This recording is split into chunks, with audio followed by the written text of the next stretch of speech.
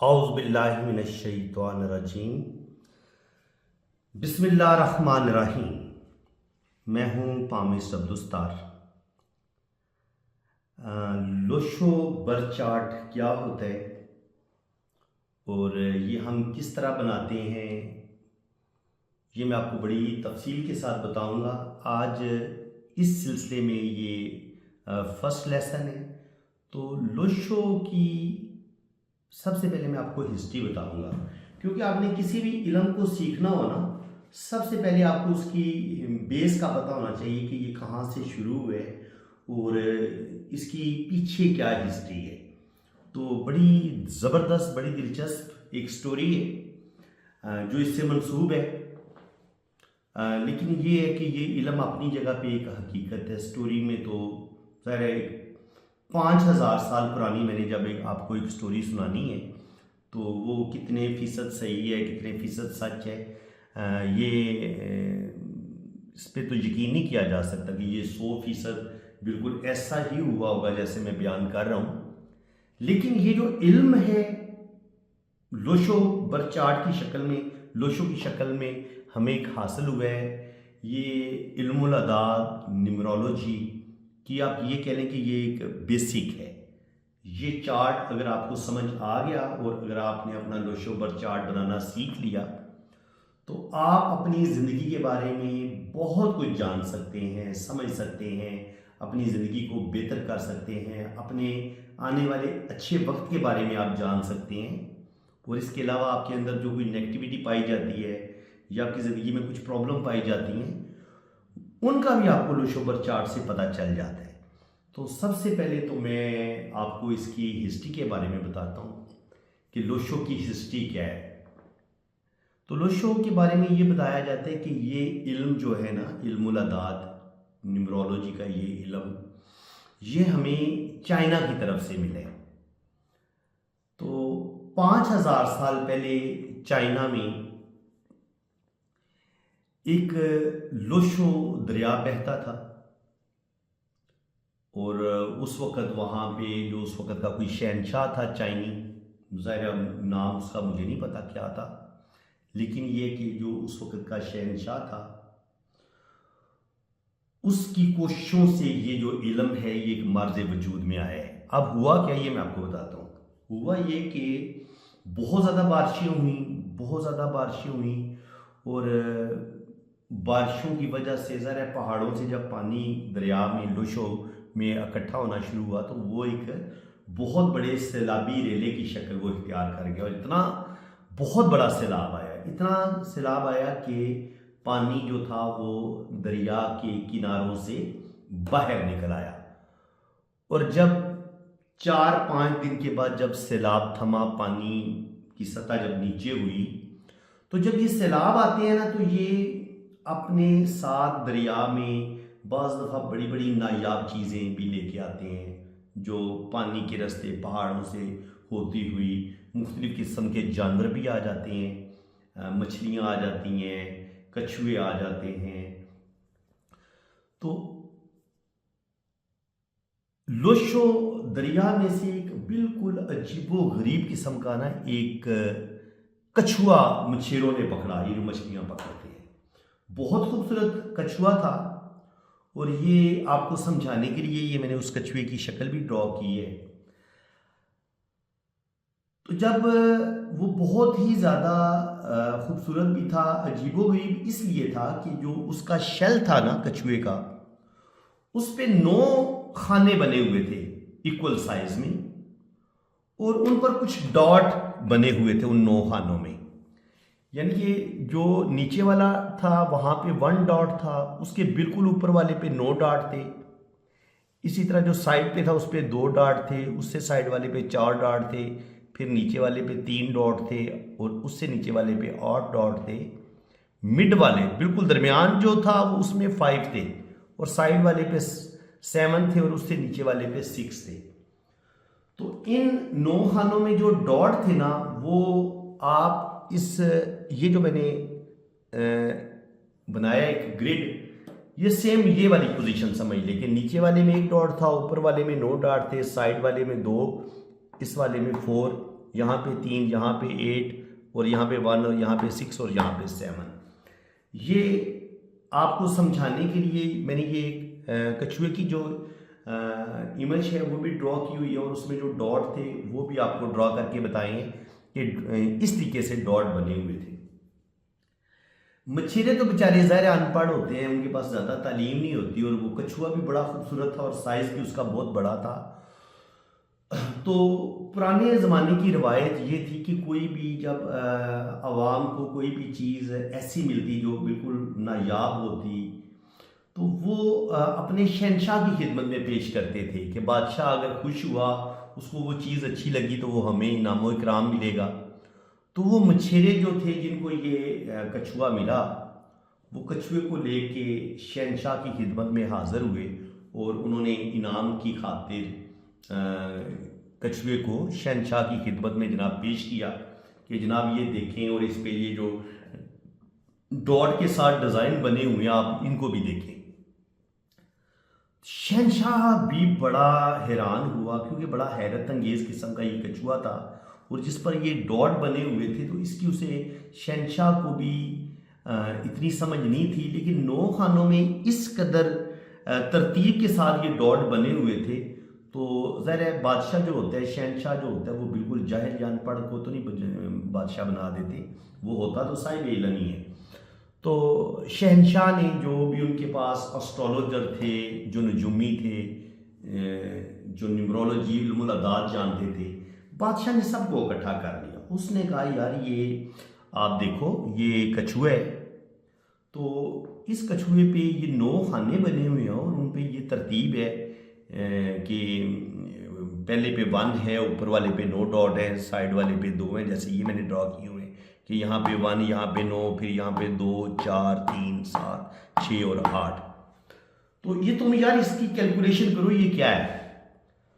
तो उन्होंने जब इन वो जो एस्ट्रोलॉजर थे या जो इल्मुल अदाद के माहिरीन थे, उन्होंने इसको इस शेप में वो लेके आए और फिर उन्होंने इन डॉट को जितने जितने डॉट थे उनके उन्होंने डिजिट लिखे।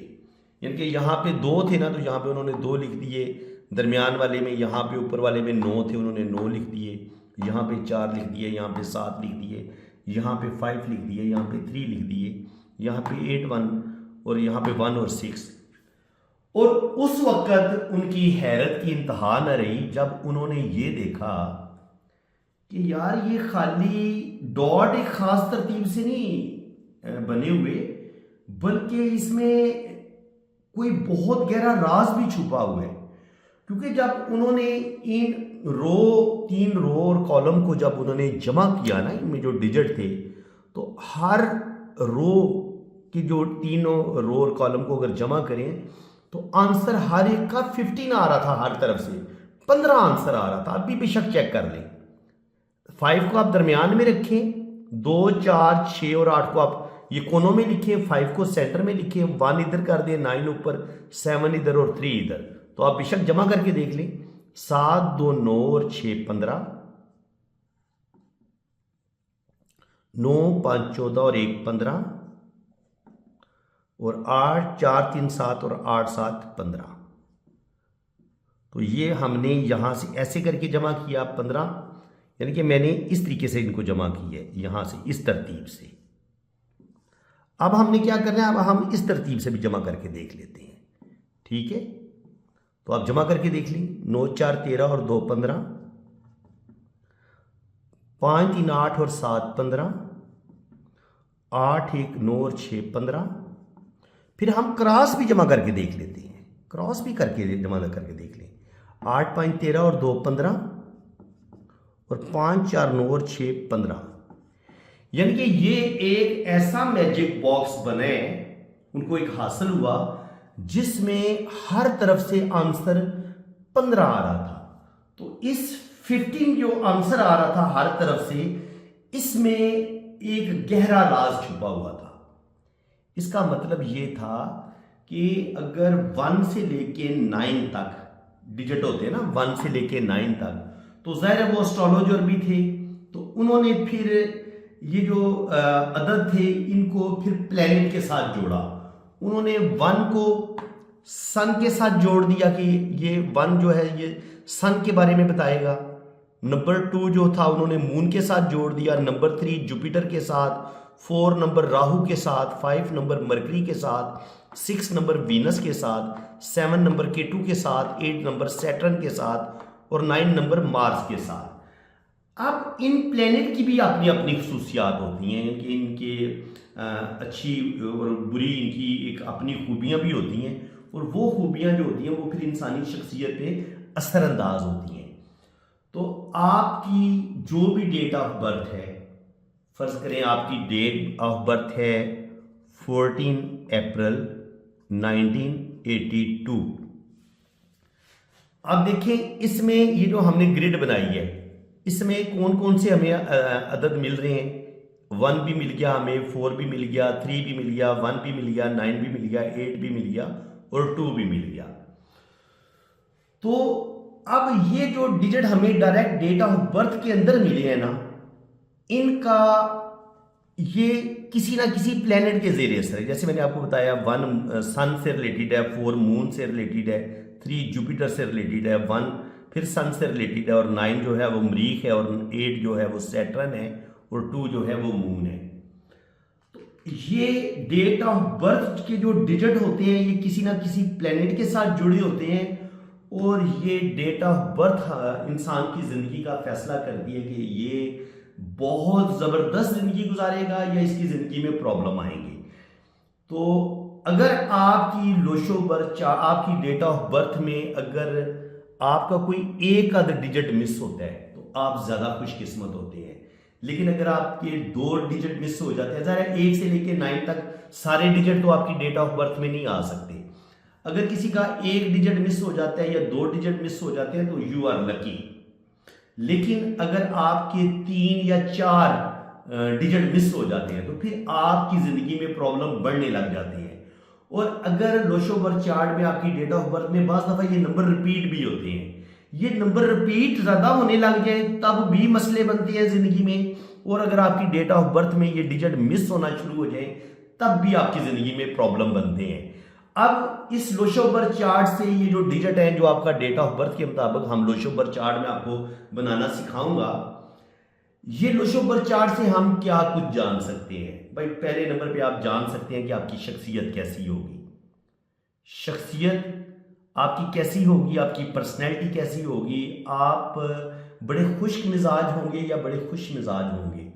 आप हंसी मजाक करने वाले होंगे या बड़े चुप चुपीते, बड़े खामोश तबा होंगे। आप बहुत बहादुर होंगे या आप बहुत बुज़दिल होंगे। आप बातों को फील करने वाले होंगे या बातों को नज़रअंदाज करने वाले होंगे। आपके अंदर बेइंतहा स्पिरिचुअलिटी, रूहानियत पाई जाएगी या आप रूहानियत से कोसों दूर होंगे। बिल्कुल आप रुपए पैसे के पीछे भागेंगे और रूहानियत के साथ आपका कोई ताल्लुक नहीं होगा। आप बहुत ज़्यादा खूबसूरत दिल के मालिक होंगे। आर्टिस्टिक क्वालिटीज़ आपके अंदर होंगी, शायरी, पोइट्री, म्यूज़िक, अदब, आर्ट, इन चीज़ों के साथ आपका लगाव होगा या आपका इन चीज़ों के साथ बिल्कुल लगाव नहीं होगा। आपकी एजुकेशन किस कदर ज़बरदस्त होगी। आप हायर एजुकेशन हासिल कर पाएंगे या आपकी एजुकेशन में आपको बहुत ज़्यादा प्रॉब्लम का सामना करना पड़ेगा। तो ये चीज़ भी लोशो बर्थ चार्ट बताता है इंसान की ज़िंदगी के बारे में। आपकी तालीम, आपकी शादी, आप लव मैरिज करोगे नहीं करोगे, अल्लाह ताला आपको औलाद देगा नहीं देगा, आप अपना घर बना पाओगे नहीं बना पाओगे, आपके अंदर रिसर्च, आप एक रिसर्चर हो, मोटिवेशनल स्पीकर हो, आप एक साइंसदान हो। आप जो लोशो में ये डिजिट यूज़ हुए हैं 1 से लेके 9 तक, इनको प्लेनेट के साथ ही जोड़ा गया। ये मैं आपको दोबारा बता देता हूँ कि 1 नंबर सन के साथ है, इसको जोड़ा गया है। नंबर 2 मून के साथ, नंबर 3 जुपिटर के साथ, 4 नंबर राहु के साथ, 5 नंबर मरकरी के साथ, 6 नंबर वीनस के साथ, 7 नंबर केटू के साथ और 8 नंबर सैटर्न के साथ और 9 नंबर मार्स के साथ।